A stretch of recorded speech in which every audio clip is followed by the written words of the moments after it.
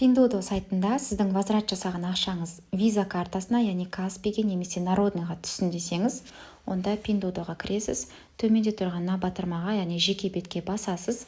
Мынау жоғарыда тұрған 5 значоктың астында Pinduoduo кошелек бар, соған кіреміз. Сіздерде осы жерде 0 деп тұру керек, ал менде 77 юань, яғни сатушылардың маған жасаған возврат ақшасы. Каспиге емес, осы жерге түсті.